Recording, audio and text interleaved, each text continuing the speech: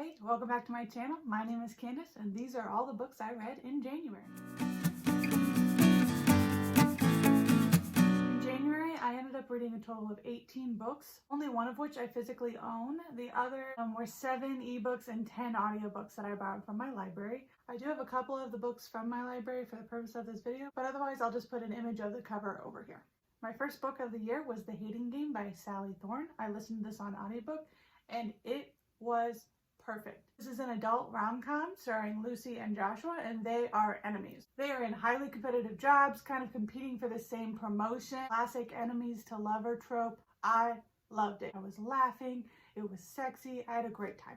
I loved how snarky they both were. The banter was perfection. I gave it 5 out of 5 stars. The next book I read was Beard in Mind by Penny Reid. This is actually the 4th book in a series about the 6 Winston brothers. Each book can be read as a standalone, but I read them all in sequence. The series is set in rural northeast Tennessee in the mountains. That's very close to where I went to college and I met my husband. And for reference, this is what my husband looks like. So anything with red hair and beards and Tennessee is pretty much gonna do it for me. So I love this series, and it's about a bunch of attractive bearded brothers who make and find love. This 4th book is about Bo Winston. He's the most popular guy in town. Everyone loves him. He's super nice. He meets Shelly, who's kind of the opposite. She's rude and standoffish. They end up working together, but he really doesn't like her. This book is my favorite of the series, hands down. It has enemies to lovers. It has OCD representation that's like real, and there's therapy, and there's all these other complex emotions going on. It's not just a rom-com. It's not just sex in a book and then you put it down. I love how Penny Reid incorporated some real flaws and character development into also a steamy romance. 5 out of 5 stars. The 3rd book I read in January was The Unhoneymooners by Christina. This is an adult romance rom-com about a twin named Olive. She is kind of the unlucky twin. Nothing ever goes right for her. Everything always goes right for her sister until at her sister's wedding, only people that don't get food poisoning are Olive and the best man. They basically get to go on this free honeymoon together, even though they hate each other. So they end up going to Hawaii together and obviously chaos ensues. This is another enemies to lover situation. Clearly I was on a roll with these enemies to lover books. It was really fun. It was probably one of my favorite ones by this author duo. There was some plus size representation that I wish was a little more fleshed out, but other than that, I still really loved the book, really loved everything about it. So I gave it 5 out of 5 stars. The next book that I read was You Go Bernadette by Maria Semple. This book is about a misunderstood genius named Bernadette who loves her daughter but pretty much hates everything else in her life, and due to some mishaps that kind of happen because of her, she ends up disappearing on purpose and leaving her family and her daughter to kind of put the mystery together and find her, or don't. It is a really touching story filled with family, but it also does mix in quite a bit of satire about like aggressive parenting and like how that life and that community can be really overbearing and oppressive. You do have to suspend some belief in this story, but overall it was a good time and I gave it 4 out of 5 stars. The next book I read was Last True Poets of the Sea by Julia Drake. This is a hard-hitting contemporary with some queer characters. Our main character, Violet, is a girl who's just been going through some hard things. She parties a lot and kind of just needs to change her lifestyle and wants to get out of that. So her parents let her go to a small town in Maine for the summer to relax and restart. It's a really touching story about growth and family. The relationships in this story were just really lovely. I'm really glad I read this. It is a 4-star for me just because I did have some issues with it, but overall I definitely enjoyed it. There are conversations about suicide, so if you're not in a place where you can read that, I would wait on this book. The next book I read was Well Met by Jen DeLuca. I listened to this on audio and it was a great time. This is a fun adult rom-com about a girl named Emily who moves to a small town to help her sister out after a car accident. She ends up getting roped into the summer Renaissance fair by her teenage niece. This is so goofy and fun, but it does include some serious things about family and belonging and loss. I had a great time reading it. I gave it 4 out of 5 stars, and I would definitely recommend it if you're looking for a fun summer romance. The next book I listened to was I've Got Your Number by Sophie Kinsella. This is an adult rom-com about a girl named Poppy who is engaged but ends up losing her very expensive family heirloom engagement ring. And then on top of that, her phone gets stolen and she finds a new phone in the trash, and that's how she ends up talking to someone else who thinks that she's the original owner of this phone. And all this craziness ensues from there. I did not love this story. It had a lot of twists and turns, and Poppy was pretty childish. There was also a theme of cheating that I really didn't enjoy. Even if the person you're with isn't the person you should be with, cheating is never a choice that I enjoy reading about. I give it 3 out of 5 stars. It's just not my favorite from this author. The next book I read is Dr. Strangebeard by Penny Reid. This is the 5th book in the series that I talked about earlier. This one is about the youngest brother, Roscoe, and it's set several years in the future than the other book. So if you don't want to know about the other 4 couples that are established in the first 4 books, then I would definitely read those before I read this one. It's a cute love story about a childhood love that comes back as an adult. I gave it 4 out of 5 stars, and it's steamy just like all the other books in this series. Next book I listened to was When Dimple Met Rishi by Sandhya Menon. This is a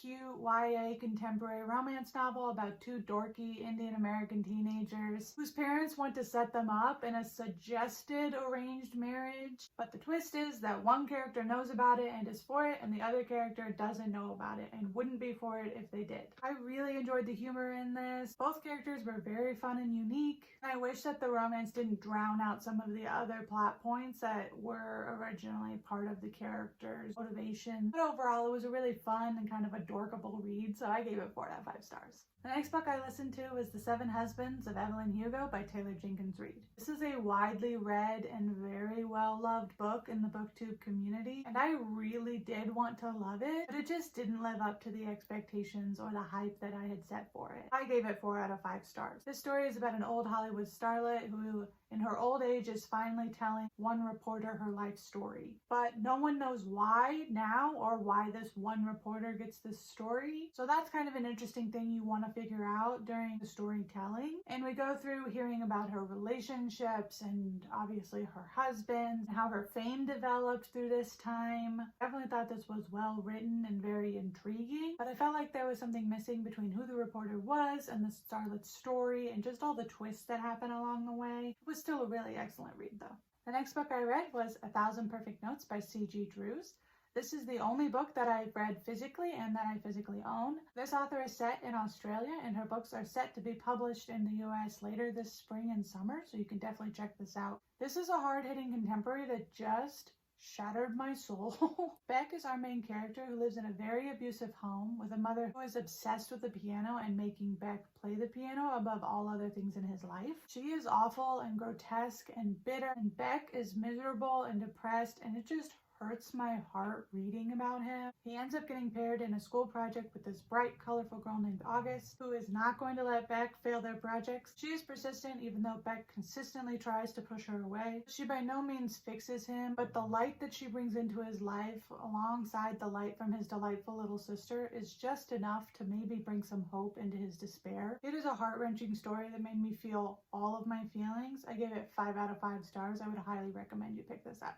The next book I read was Every Heart a Doorway by Seanan McGuire, and I actually read the first 3 books in this series, so I will just go over them all 3 in a row. This book is about a children's home designed to take children who come back from fantastical or wonderful places, kind of like what happened to Alice after she went to Wonderland. The concept is so intriguing and so interesting. I loved it. The books are less than 200 pages long, but I think that the author did a fantastic job. This first one is set in the children's home and introduces us to the whole cast of characters, some tragedy that happens and a mystery that ensues because of it. I had a great time reading it. 5 out of 5 stars. The second book in the series is Down Among the Sticks and Bones. It kind of gives us the backstory of 2 characters introduced in the first book named Jack and Jill. And these twin girls go to the moors as their magical or fantastical land, but it's kind of a dark place filled with vampires and crazy scientists and all kinds of things, and it's a really interesting story. I really loved getting the background on these two characters. I didn't love it as much as the first book, but I still gave it 4 out of 5 stars. Beneath the Sugar Sky is the 3rd book in the series, and it follows a girl coming from a fantasy land, dropping into our world, trying to find her mother, who actually died in the first book. So she's trying to find her mother and restore her so that she can save her fantasy world, and in turn save herself. This was a fun read. It's not my favorite of the series, but I loved hanging out with these characters, and Seanan McGuire's writing is beautiful, so I just loved being along for the ride. I gave it 4 out of 5 stars. The next book I listened to was American Royals by Katharine McGee. This is a story about if America had a royal family. So if George Washington was given a crown instead of given the presidency,